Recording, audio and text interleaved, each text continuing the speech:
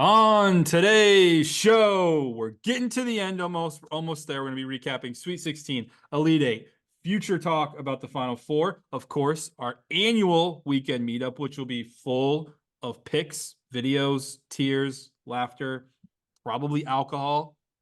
It's a safe show, child safe show. But yeah, it's gonna be a great show. You guys are not gonna want to miss it. We also have a wonderful update on our chase for the belt, which is a bigger competition we do. Mhm.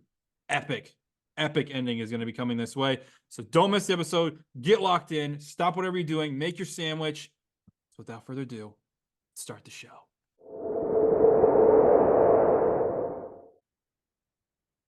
Welcome to the episode of Sitting Courtside. Today is Wednesday, April 3rd. Thank God we did not do this on April Fool's. I wouldn't know what to do. I'm not an April Fool's guy, Kyle. No. Thank God it is April 3rd. It is a Wednesday. We are almost to the end of what has been a marathon and magnificent college basketball season. Without further ado, Kyle, take it away. Obviously, we have a huge weekend to recap. This is probably the biggest weekend to recap because it was obviously the most wild of the tournament, maybe the most wild of the season. But we got to start in one place and one place only. Our podcast team, Indiana State, Yes. got obviously snubbed from the actual tournament. They didn't take that, like they took that to heart. They played it through. Unlike the big teams, all decided to leave the NIT. They said, no, we're going to go in there. We're going to show we deserve it. They win 100-90 tonight.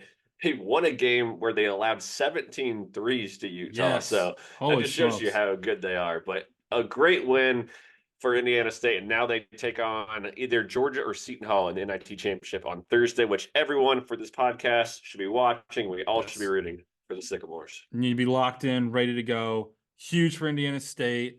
The announcers for the game couldn't stop calling out Virginia and the tournament committee. It was wonderful to listen to. I don't like listening to usually.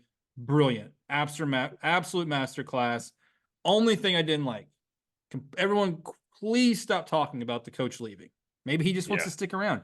He did 15 years at a Division II school. He's going to stay at Indiana State. He's not taking the next big ride, which, speaking of big rides, Kyle, Okay. there might be some breaking news that we need to tell the people that you told me about earlier today. Oh, yes. Do you want to go into that right now? Let's do it. Yep. As you all know, Jordan is a huge Must Bus fan, and it looks like as of probably when you're listening to this tomorrow, he will be interviewing for the USC job. And if you're coming all the way out there for an interview, they're going to offer you the job. It's going to be a huge deal. So, what do you have on this one? Let's be clear about this. This is not an interview. This is a road show. It's the same thing they did with Lincoln Riley in football. They flew you out to California to be like, hey, look at the great sun.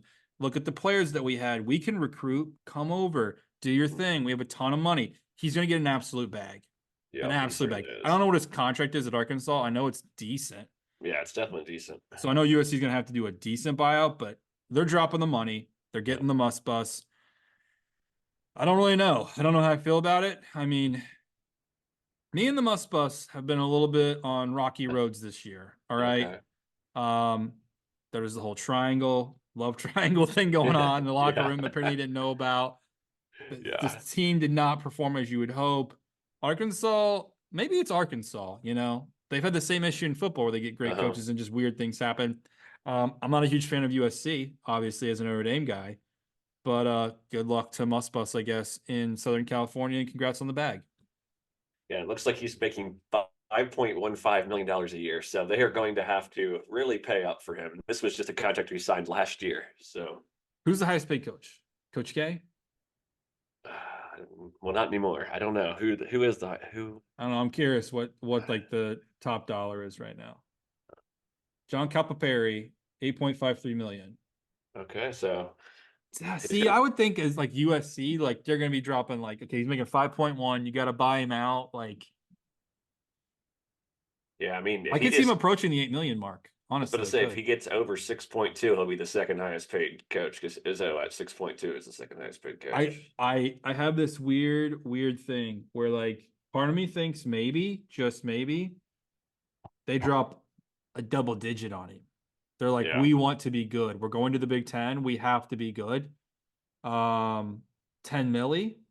Yeah, I could see that. I mean, and I just saw that 5.2 was for his full staff, but he makes 4.1. So They would have to Yeah. double his pay to get him up there to the highest paid coach. Yeah. Here, what's this? And actually, I just found another article that's newer than the one I was looking at. It's got Bill Self as of March 13th. Okay.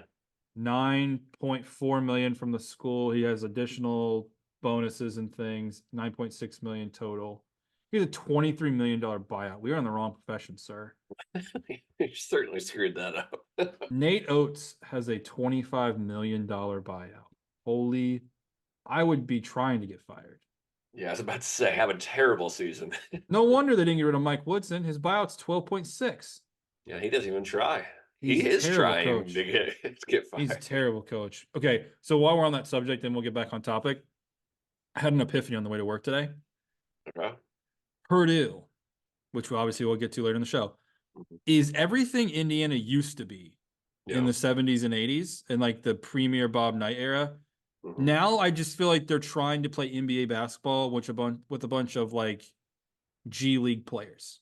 Yeah. It's not going to work in college basketball where people are disciplined and like move their feet. Yeah. I And agree. that's all I have to say completely about agree. that. All right, let's jump into the recap because it is a long one and we'll have plenty to talk about on this. So we'll start with the Sweet 16. We don't have to go as long on the Sweet 16 as we do at the Elite Eight. But we didn't have a ton of upsets that made it to the Sweet 16. But the second week in here was loaded with upsets, or at least big time surprises from a spread standpoint. On Thursday, other than UConn continue their domination, they won their ninth straight game by double digits in the tournament. We'll go to their 10th later, but they won by 30 over San Diego State. We did have a lot of close games on Thursday. Clemson, though, I thought that was fun one to start the night with. They held on early. They were up early. They held on to the game, beating Arizona 77-72 out in LA. What were your thoughts on that one? That was bone crushing. Yes. Bone crushing. I might have, did I say it's been a week, but it's felt like a month? Did I say if Arizona let me down, they were eternally dead to me? Yes. I think I might have. Yeah. Okay. They're dead to me. That's what I thought. They let me down. They're dead to me. Because I did put a pretty penny on them. Like they're going to boat race them. And I will say I had a terrible feeling about 5 minutes for the game. I was like, I don't like this anymore. I don't like this anymore. Well, it's like I finally just got on to the point where I was like, I don't even hate Clemson anymore. So maybe I should just bet them. I didn't. I put Arizona in a stupid parlay instead. And Yeah. So, yeah. Well, so that's actually the funny thing is my wife was talking to me about that. She's like, "Oh, you don't even like Clemson." I was like, "Whoa, whoa, whoa, whoa. We need to back up for a minute. I've never said I don't like Clemson. They're just unwatchable. Yeah. I can't watch them." Yeah. Exactly. And I kind of want to group this game in with the other one, Alabama knocking off the first number ones to go down, UNC 89-87. And for me, before Sunday, obviously, this was the perfect night because the RJ Davis and Caleb Love duo that I hated last year, they've reverted back to their old self, both shooting 0 for 9 in this night from 3, combining to shoot 9 of 38 from the field. It was just so nice to see everybody on Twitter, for all the UNC fans that have talked to trash all season, and all the Caleb Love fans that have had to talk their shit since the national title, all having to eat crow on Thursday night. No, it was wonderful. It was wonderful. Really? And actually, I was thinking about you the entire time, too, because I'm like, damn it. Like, there was that moment in time, I think it was 2 years ago, we had the back and forth of like, we both like Muss Bus. We both like Nate Oates. We had to split our hairs. You took Nate Oates. I took Muss Bus. Good for you, Nate Oates. Alabama. I think we even said on the show we both kind of liked Alabama, but we couldn't take them for some reason. Yeah. And I started thinking about it more. Like we should have went with our guts because like 2 weeks prior to them having that weird SEC tournament, we said that they could beat anyone in the country. Yeah. And I still think they can beat anyone in the country. Yeah. Last podcast, literally, you were saying if we just would have filled our brackets out before the conference tournaments or 2 weeks before the conference, we would have had so much better brackets. Oh, yeah, 100%. We took way too much stock in that. Yeah. All right. Then in and out Thursday, we had Illinois getting up early, avoiding a near free throw disaster as they could not hit any free throws that night, but they did beat Iowa State. And besides for free throws, Shannon played great in this game. He was the entire team because Iowa State actually did something smart on defense, and they tried to take away one of the better players on the other team. They took away Damask, but Shannon just was unbeatable unless you fouled him this night. Yeah, I'll be honest with you. I don't want to spoil. Well, it's nothing to spoil. Everyone knows. I feel like Illinois' next performance was so the other direction. It really was. It overshadowed everything that just happened in this game because, like, until you said it, I kind of forgot they played Iowa State. Like that's how bad it was. I wanted to give Shannon his kudos here because of how much I've ripped him in the past, so that I can absolutely Wow. crush him when we go You through his know, next one. that's So. really big of you, given your stance on Shannon. So Well, then when we go to the UConn game, we'll get kudos to absolutely you, crush my him then, friend. so. You're a better man than me. All right, let's then move it to Friday, where we got treated to a little bit of everything on this night. It was kind of an all over the place night in all 4 games. Started with a huge upset at the time, North Carolina State taking down Marquette. Yeah. This might have been the worst shooting game I've seen in the last 10 years from the 3-point perspective. 4 of 31 for Marquette. Absolutely terrible. Yeah, I think this is another one where me and you, I think, watched the Marquette. Like, this is where watching too much basketball actually hurt us. Yeah. Because we said it on the podcast that, like, without Kolek, they would have lost their first 2 games of the tournament. Mm-hmm. Kolek didn't play super well, and they lost to NC State, which we'll get to later, but the writing was on the wall for us. I think we just had watched so much basketball. It was like, no, Marquette is by far a better team. And then we got DJ Burns. Yeah. And that continues to happen every single time they play. But yeah, like I feel like what happened is with that last Marquette game, Kolek dominated at the end of the game. So I was like, okay, like they're good. Well, I should have thought, well, it took a 30-point performance from Kolek to win last game. So, right.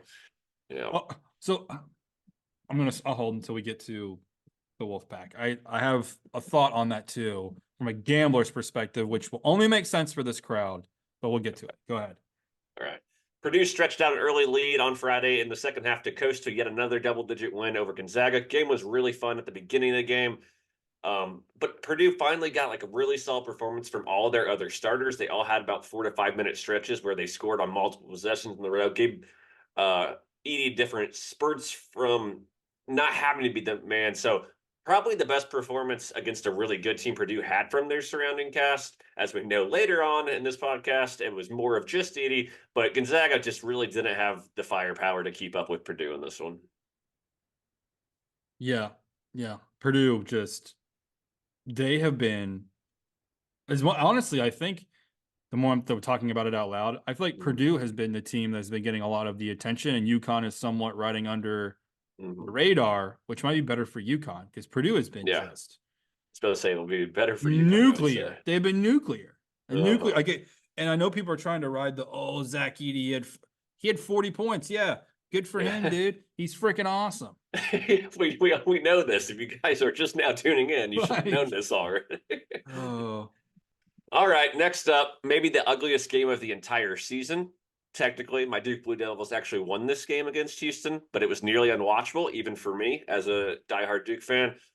Clearly, if you didn't watch this game, let me just let you know, the only reason Duke won is because Shed got hurt in the first half, did not come back. That made Houston a 2-man team with both guys in foul trouble.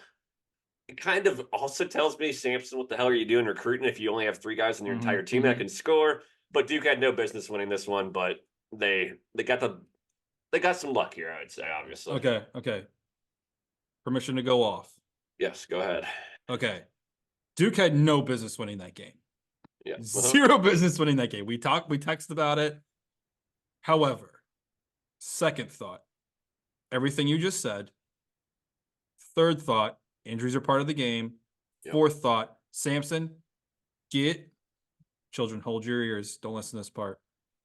Get your balls out of your mouth. Who goes to the media after a game that you lost and goes, well, it wasn't a fair fight. We lost our best player. Have more players. I don't know. If you want to be the best team in the country, you got to go with more than one player. Like, yeah, sure. Purdue would be down a little bit without Zach Edey, but I bet you Matt Painter's not making excuses. Yeah, for sure. Definitely. And I know we talked about this in text, but since no one can read our text, why is it that Duke, whenever they play a physical team, just looks scared? Like they look like they can't even function. Like I just don't understand it. I think it might be a coaching problem. And let me finish, okay? I actually think that Jon Scheyer is like a top 5 coach in the country. So when I say coaching, teams take on the personality of the coach, right? And yes, Krzyzewski was a little bit like, we'll say he acknowledged emotions. Okay, so Yeah. I don't want to call him sensitive, but he acknowledged emotions. But the thing for him is he still had a little bit of that like Bob Knight edge going to Yeah. Army. So like you didn't fuck with him either, and like there was a clear line in the sand between what you did and you didn't do, which had those teams have that edge, right? Yeah. I just don't get that from Shire, and I feel like that's what that team's personality is. It's like Mhm. they're really well coached, they're really skilled, but like they're missing that that kill instinct of like, hey, we got you on the ropes. We're gonna put our foot on your throat and stomp on it. They like let teams just kind of like, oh, okay, you can stick around. That's fine. Mhm. Like it just, Yeah. it's infuriating to watch. It Honestly, really is. It's honestly been that kind of the Duke way since the Zion year. Like since they had the huge Zion year, That's true. they haven't had a physical team at all, and obviously no championships since then. So I just all right, go ahead. Filipowski too has just. I've never seen a player regress so badly. Like he went from like he's probably a top 5 pick to like why even draft him? Honestly, like he probably needs to come back and figure out and like go to the weight room or something. I don't know. Yeah, He is terrible, yeah, terrible. There's no reason he shouldn't have taken over that game. yeah. And for those that can't really remember this game because of how bad he played in the next game, he did try to take over this game. He just Yeah. couldn't take over this game. Yeah, right. It ended up being Jeremy Roach with like I think 14 second half points. But anyway, we'll move it on because we'll talk about them later. Tennessee beat Creighton by 7 on Friday night, but Tennessee really dominated this game. They were up by a lot until very late, and they had to scratch out the victory against a hot Creighton team shooting at the end. But it took Creighton way too long to get rolling here. It's just way too late for them to get back in this one. So I think this is what we expected out of Creighton. We actually said Definitely. it during our podcast or the bracket show of like Creighton can be a Final Four team, but they've never consistently put together 5-6 games in a row, and that's what we got out of them. That's exactly what we got out of them. Yeah, they kind of are similar in a style, not style way, but physicality way of Duke. Like you knew Tennessee was going to beat them up here, and it's what they did. And then it just took a barrage of threes to get them back in the game. Mm-hmm. All right, let's move it on to the Elite Eight now. We'll start with Saturday, where the results weren't exactly predictable, but the games weren't nearly as close as we all hoped for. Illinois, wow, what a game this was. They got down early, stormed back to tie it up 23-23 with 1:51 left in the half. And then the most impressive, most epic run I've ever seen in college basketball. I don't remember one better than this. A 30-0 run from UConn that took over 50 real minutes where Illinois didn't score. I think it was the total count was 54 actual minutes without a basket, which is insane. Yeah. This is my thing on this. There's the one side of it is Illinois. How could you be that bad? And the other side of, wow, UConn wasn't even playing that well, and they absolutely shut down the number 1 offense in the country. Yeah. I'm somewhere in the middle because Illinois, as you called out before, they were 1-4 against top 25 teams, basically before this tournament. I don't think the result was that shocking. I think it was shocking for people that were thinking we're getting Big Ten Illinois, not regular Illinois, but you can't do that. You can't go that long without a basket, especially when you have the number 1 offense in the country. That was unacceptable. Unacceptable. And so we talked about Shannon early. I gave him his kudos because the last 7 games before this one, he scored 25, 28, 40, 34, 26, 30, 29. And it was awesome watching this. Him absolutely fall apart, go 2 of 12 for 8 points, just get dominated by UConn. Yeah. And it was just a great way for this guy's hopefully, I'm going to say hopefully his college career is done, so I don't have to watch him anymore. Yeah. But just for him to lead him so far and then absolutely collapse on the biggest stage, it was just great to watch because nobody should ever root for this guy to do anything. Yeah, honestly.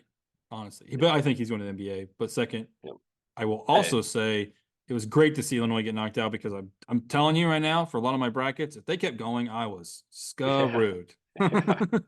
And so, he's going NBA, but we also don't know the results of that trial this summer. So, yeah. Alleged trial. Yeah. And what was Underwood doing here? I don't know. I don't know what he floundered so poorly. Yeah. He's supposed to be the next like great coach to take on this new era of basketball.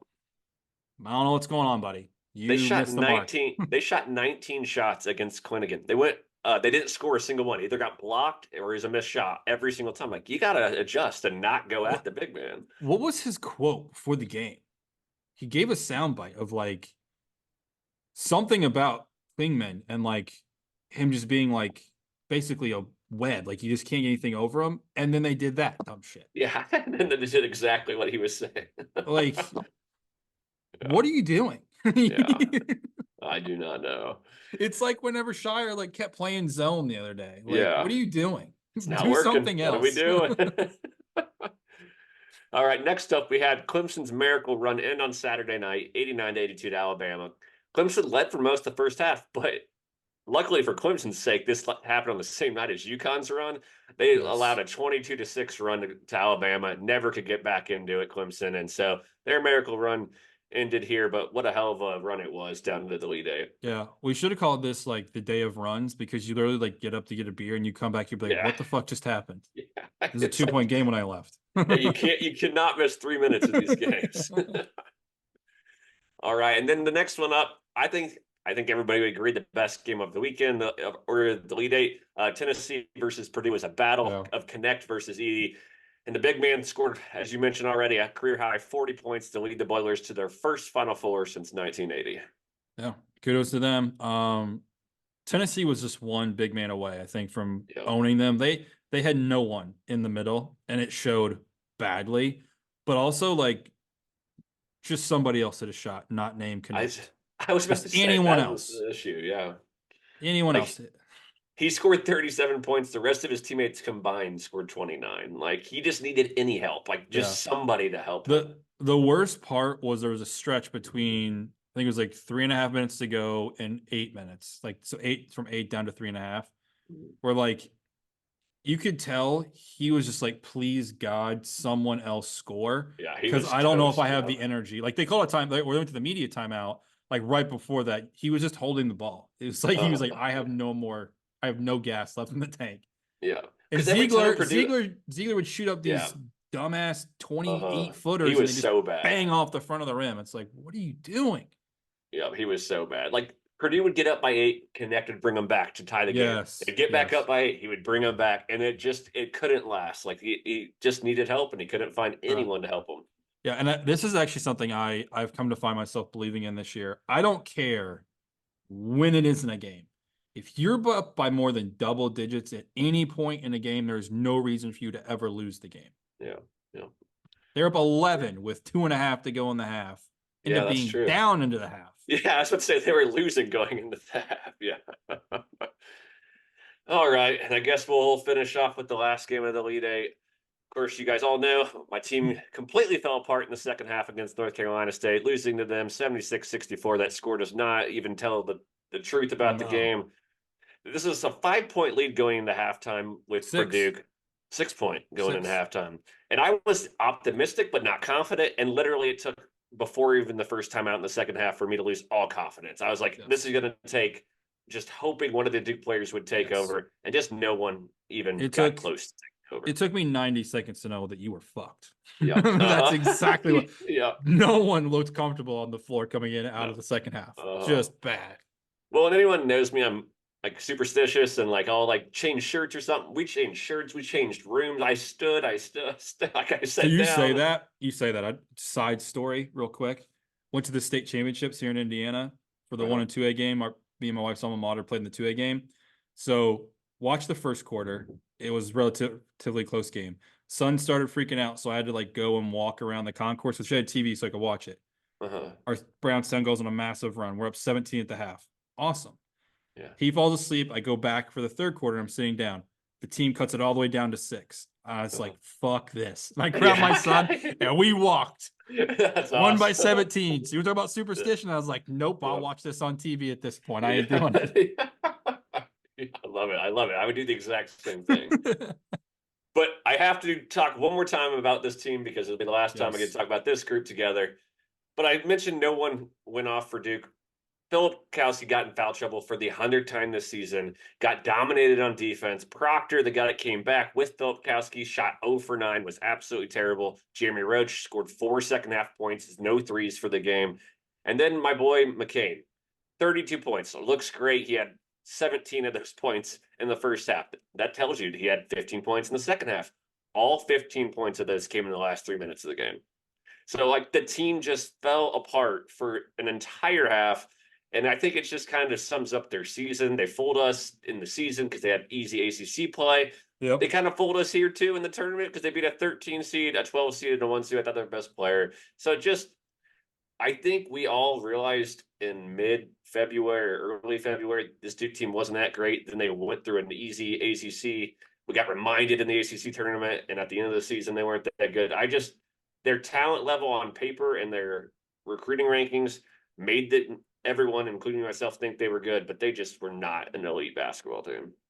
Yeah, well, look forward to next year. You get like Yes. 6 5-stars coming. We do. And someone give McCain a bag of money to not go pro, please, because that would be awesome to have him back. Honestly, at the rate that you're going, and I mean this in a serious manner, like next year's Duke team is going to be right up there with like the Zion year, where it's like they're just going to be so much better from a talent perspective. Kansas, maybe, because Kansas also is getting a boatload of recruits, but I think a lot of the Kansas players are more like potential players, not like good now players. Yeah. I mean, Cooper Flag, he better be what his ranking is, because I'm sick of these top 5 guys coming in and they're Filipkowskis. So if Cooper Flag isn't like the greatest college basketball player I've seen in the last 20 years, I'm going to riot. I'm so tired of everyone talking about him. Yes, completely agree. And that's coming from me, who is expecting and hoping he is the best player. Yeah. So, all right. Did you have anything else you wanted to wrap up on the weekend before we head into records and picks and stuff like that? I'm going to give out one fun fact on Big Sexy, which we'll get into later. DJ Burns. Yep. Fun fact about him. His senior year, he was the 3rd ranked player in South Carolina. Okay. Trivia question. Who are the 2 players ranked in front of him? There is no chance I'm going to know this. It's going to shock you when I tell you these 2 names. All right, hit me with them. Zion Williamson and Ja Morant. Oh my God, that is insane. That is the most insane. Like that is bar trivia shit. Like I seen that graphic, I was like, what? Yeah, excuse me? I would have never guessed that. And he's played for what, 4 different colleges now? He's played for 3. He's played for 3 different. He redshirted at Tennessee, played 3 years at Winthrop, and he's played his last 2 years at NC State. Okay. Wow. Well, that's a great stat. That is a fantastic stat.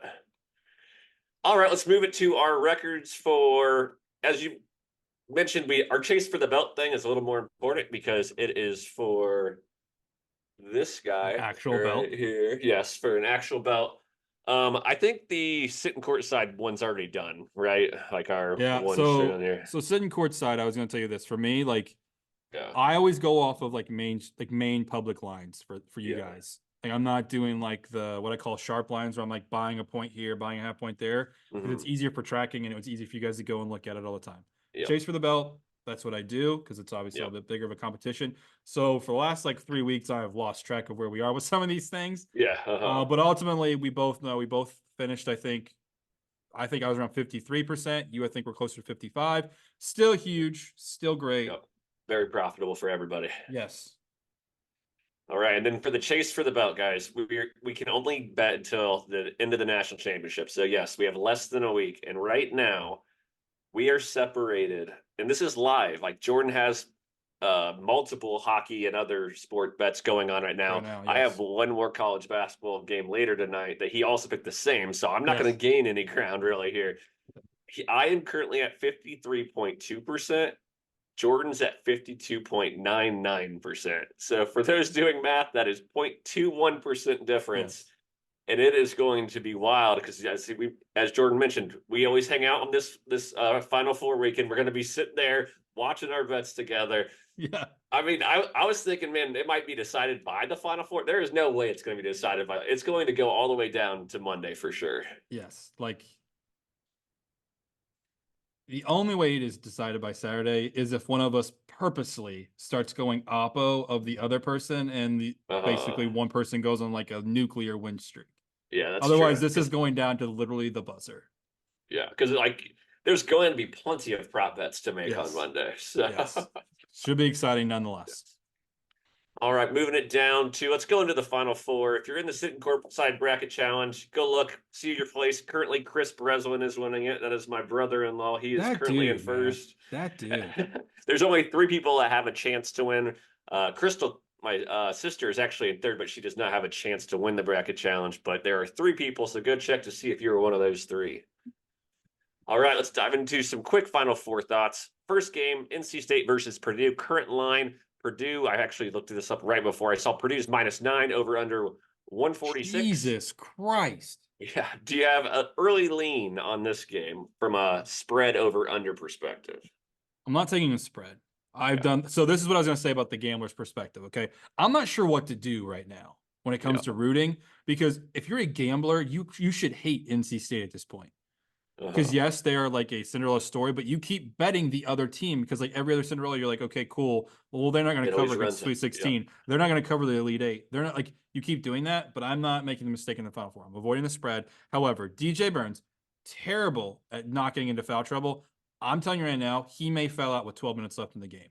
Okay. With Edie, which is bad news for them, which is why I'm going to field out and probably do a halftime line, if anything. But if you told me right now, pick something, I'm probably taking the over, because the only way that NC State stands an absolute chance with Edie in the middle is if they try to keep the pace going. They're gonna, that's true. like, Purdue likes to play slow, so why would you do that? Keep the pace going. DJ Burns already moves better than Edie, and obviously they have the other guy for NC State that's tall. So like that's what you're gonna have to do. But from like a rooting perspective, I don't know. I don't know. I don't know. I don't know what to do with myself. I don't have an early lean on the spread or over under. I hate betting overs in Purdue game because of how slow they make the games at times and how they can just completely suffocate you for like 4 minutes. So you guys are just gonna have to check my Twitter for what I actually bet. That is not a prop bet. Obviously, as a rooting aspect here, I'm going to root for my wife and all of her family. Obviously, huge Purdue fans. You guys all know that, and so rooting for her on that. But I do have some prop bet leans. Oh, okay. I have 2. And one kind of goes with what you said already. I have Burns under 14.5 points at +100, because this is a brutal matchup for him unless he can hit the 15-footer.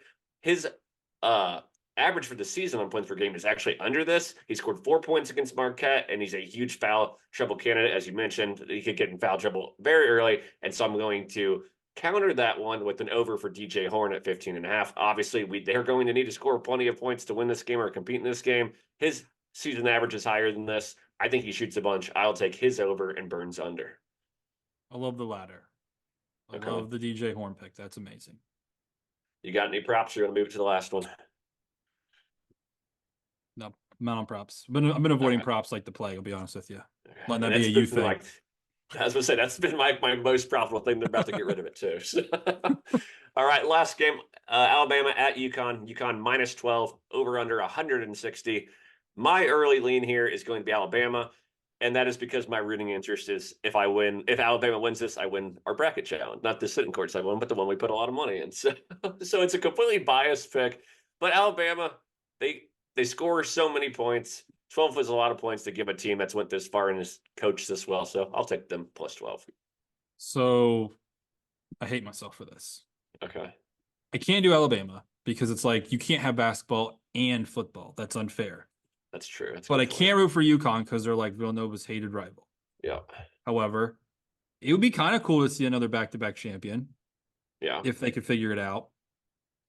So this is what I've settled on. And you stole my thunder, you son of a bitch. Okay. I guarantee myself second place in our big money one if UConn wins the title. Okay. Guarantee myself second place. And technically, I guarantee myself second place if Purdue loses this weekend as well. So, yeah, I like it. But this is why I hate myself. I love Alabama. Oh my God, do I love them so much? I might have to hedge our big money bracket with an Alabama pick. That's how much I love them. That makes sense. I like it. And I have 2 quick prop bets here. Rylan Griffin over 10.5 points. He plays for Alabama. He's averaging 15 points per game in their last 3 tournament games. He's red hot from 3, shooting 50% in this tournament. They're going to need to score 80 points, and they can't just rely on Sears to do it all. So Rylan Griffin over 10.5 points. And then my last one, Newton for UConn, their guard, over 16.5 points at -125. This is just a pure volume play.